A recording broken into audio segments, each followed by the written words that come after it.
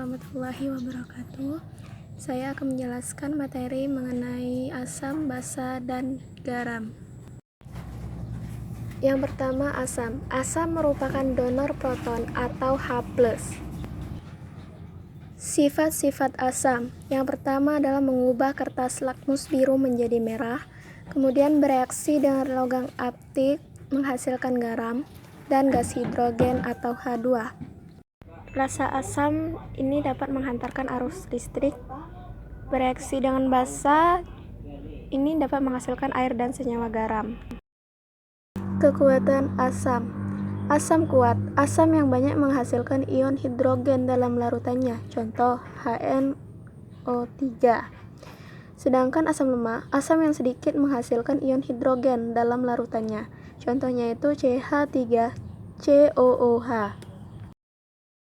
Berikut ini adalah daftar contoh asam. Selanjutnya, hujan asam.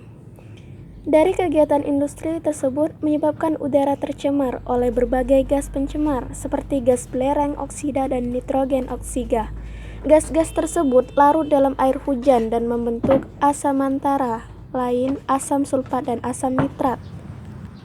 Peran asam dalam kehidupan. Yang pertama dalam bidang industri, yaitu bahan pupuk, obat-obatan, bahan peledak, plastik, dan pembersih logam-logam tertentu.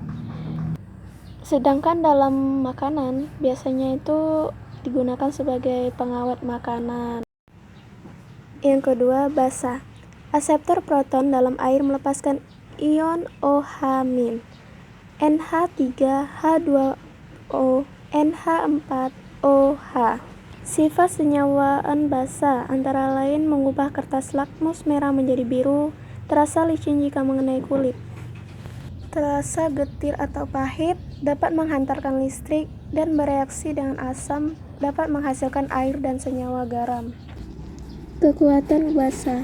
Basa kuat itu mampu melepaskan banyak ion OH- bersifat korosif.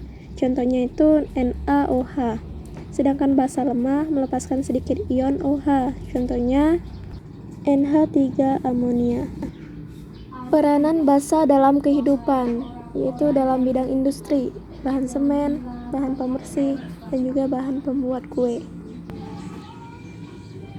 pH atau power of hydrogen, yaitu untuk menentukan tingkat keasaman atau kebasaan suatu zat yang diukur dengan besaran pH. Nilai pH suatu zat diberi nilai dari 0 hingga 14, asam nilai pH-nya 1 sampai 6, netral nilai pH-nya 7, basa nilai pH-nya 8 hingga 14. Yang ketiga, garam. Garam terbentuk melalui reaksi antara asam dan basa. Reaksi ini disebut dengan reaksi netralisasi. Sebagai contoh, HCl plus NaOH. NaCl atau natrium klorida adalah jenis garam yang sering kita kenal dengan garam dapur dengan rasa asin. Dalam ilmu kimia, garam tidak hanya NaCl saja, melainkan masih banyak garam yang lainnya. Sebagai contoh, kalium sulfat, litium nitrat, dan kalium klorida. Cukup sekian dari penjelasan yang saya sampaikan, semoga dapat dimengerti. Wassalamualaikum warahmatullahi wabarakatuh.